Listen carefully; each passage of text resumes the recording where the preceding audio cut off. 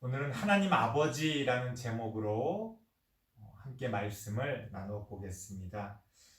우리가 흔히 기도할 때에 하나님 아버지 감사합니다 이렇게 기도를 합니다. 하지만 생각해 보면 우리 아빠는 집에 계시고 옆에 계시고 우리와 함께 있잖아요. 그러니까 하나님을 아버지라고 하는 게 좀 이상하게 혹은 어색하게 느껴질 수도 있습니다.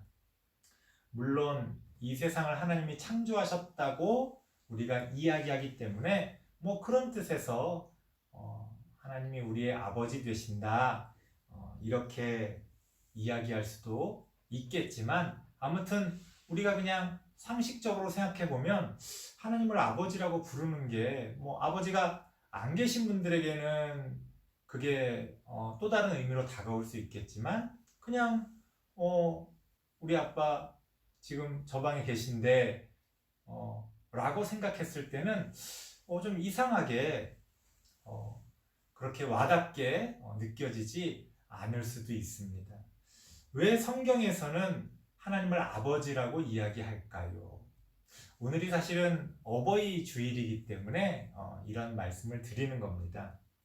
물론 어버이 주일을 맞아서 이제 부모님께 효도하자 그런 말씀을 드릴 수도 있겠지만, 또 그런 설교는 또 그전에도 많이 제가 했기 때문에 오늘은 하나님 아버지의 의미에 대해서, 그리고 또 좀 나아가서 그 하나님을 아버지라고 하는 하나님의 아들이라 불려지는 그 예수님의 의미에 대해서 한번 생각해 보려고 합니다. 하나님 아버지라고 할 때의 그 의미는 항상 예수님이 하나님의 아들이시다 라고 하는 표현과 함께 묶여져서 오는 겁니다. 물론 유대인들 같은 경우는 아직까지도 예수님을 믿지 않기 때문에 하나님 아버지라는 것만 의미를 부여하고 살아가고 있지만, 우리는 예수님을 믿기 때문에 우리에게는 이게 같이 오는 겁니다. 하나님 아버지라는 것과 하나님의 아들 예수님이라는 이 두 가지 표현이 항상 우리에게는 같이 다가오게 됩니다. 자, 그렇다면 왜 성경은 하나님을 아버지라고 하고 또 예수님을 하나님의 아들이라고 할까요? 하나님이 부인이 있어가지고 결혼을 해서 아기를 낳은 겁니까? 우리가 흔히 그리스 로마 신화를 보면 신이라고 불리는 존재들도 인간하고 똑같이 결혼을 하고 부부가 돼서 아이를 낳고 이러는 모습을 종종 봅니다만, 기독교의 하나님은 그런 인간적인 하나님이 아니거든요. 하나님은 홀로 존재하고 계시는 분이기 때문에 하나님이 누구랑 결혼을 해서 아니면 인간과 관계를 맺고 그렇게 아기를 낳았다 그렇게 생각할 수는 없는 겁니다. 그럼에도 불구하고 성경은 하나님을 아버지라고 표현합니다. 그리고 예수님을 하나님의 아들이라고 표현합니다. 왜 그럴까요? 여기서 아버지와 아들이라는 것은 물론 좀 가부장적인 표현입니다. 아버지와 딸이라고 표현할 수도 있겠죠. 하지만 옛날부터 흔히 이제 그 가부장적이라는 건 아들 중심의 그런 어떤 문화를 이야기하는 건데, 그런 가부장적인 문화 가운데서 아들을 하나의 대표성을 가진 그런 어떤 대상으로 표현하고 있는 겁니다. 그러니까 여러분들이 딸이라면 아버지와 딸 이렇게 받아들이셔도 똑같은 의미가 됩니다. 하나님 아버지와 아들 예수 그리스도, 하나님 아버지와 딸 예수 그리스도 이렇게 표현할 수도 있는 겁니다. 인간의 성별하고는 상관없이 성경은 우리에게 하나님을 아버지로 그리고 예수님을 아들로 혹은 딸로 우리에게 표현해주고 있습니다. 이것이 상징하는 것은 어떤 예수님이라고 하는 존재가 그 자신만이 하나님의 아들이 된다라는 뜻이 아닙니다. 예수님은요, 우리 모든 인류를 대표하는 대표성을 갖습니다. 창세기에서 아담이 우리 모든 인류를 대표해서 선악을 알게 하는 나무의 열매를 따먹고 죄인이 됐잖아요. 그래서 우리 모든 인류가 태어날 때부터 원죄를 갖고 있다라고 하는 그런 이야기를 하지 않습니까? 아담은 우리 모든 인류의 대표자인 거예요. 마찬가지로 예수님도 우리 모든 인류의 대표자가 됩니다. 그러니까 하나님이 아버지가 되시고 아들이 예수님이 된다는 말은 또 다르게 표현해 보면 우리 모두가 하나님의 아들이고 하나님의 딸이 되어진다는 겁니다. 그래서 우리가 예수님을 믿고 따르는 거예요. 우리가 예수님을 믿고 예수님의 삶과 예수님의 가르침을 따르게 되면 우리도 하나님의 아들이 되고 하나님의 딸이 되는 겁니다.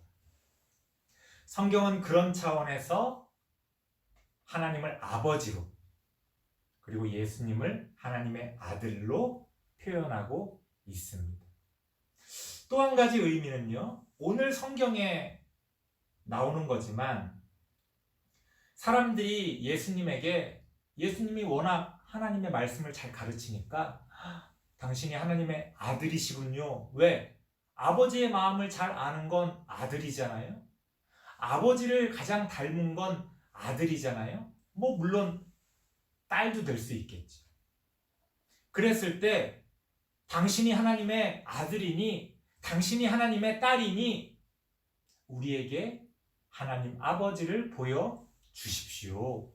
이렇게 요구합니다. 그러니까 예수님이 뭐라고 말씀하십니까?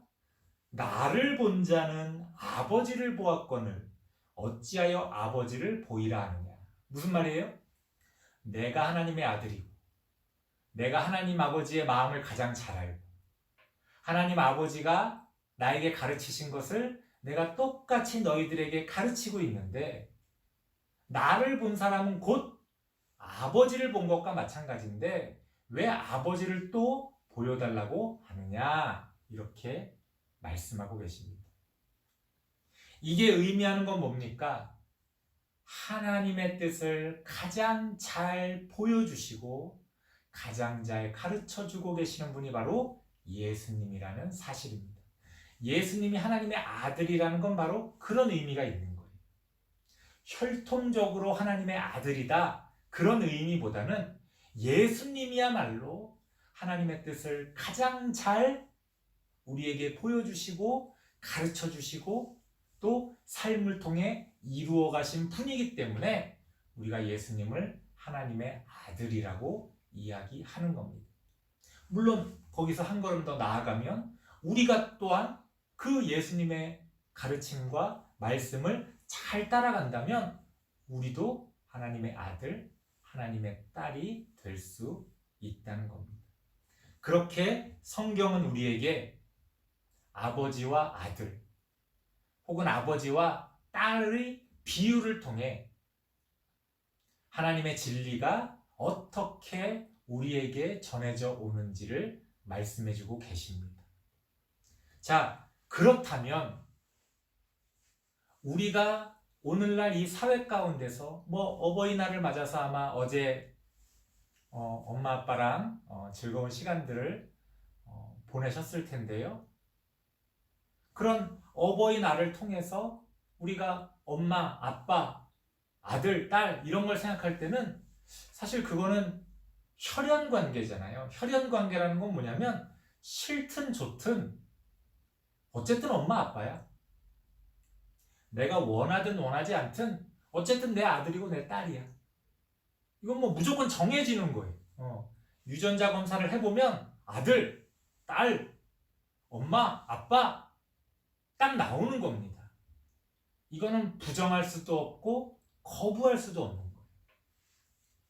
하지만 성경에서 이야기하는 아버지와 아들 혹은 아버지와 딸, 특히 하나님 아버지와 아들 예수 그리스도, 하나님 아버지와 그 하나님을 아버지라고 부르는 우리들, 우리 모든 그리스도인들, 우리 모든 그리스도인들에 해당되는 그 아들과 딸들, 이 관계는 혈연 관계라기보다는 진리로 맺어진 관계입니다. 하나님의 말씀을, 하나님의 뜻을, 그 진리를 얼마나 잘 깨닫고 이해하고 실현해 나가느냐, 그것에 따라서 하나님을 아버지라 부를 수 있고 하나님의 아들이 될 수 있고 하나님의 딸이 될 수 있는 겁니다. 그냥 교회를 다닌다고 해서 무조건 하나님이 아버지가 되고 우리가 그 아들과 딸이 되는 게 아닙니다. 그래서 우리가 이렇게 매주일, 좀 어렵지만 성경 말씀을 공부하고 설교를 듣고 그렇게 하나님의 뜻을 배워 가는 겁니다. 또 그 외에도 시간을 들여서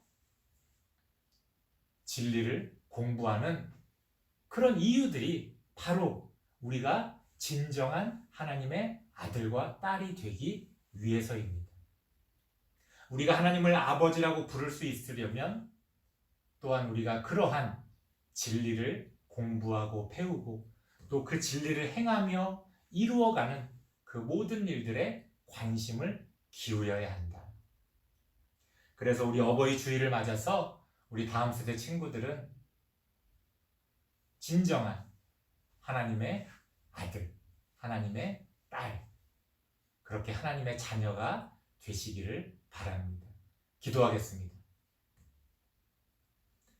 하나님 감사합니다. 우리가 하나님을 아버지라고 부르지만 우리가 과연 하나님의 아들이고 하나님의 딸입니까?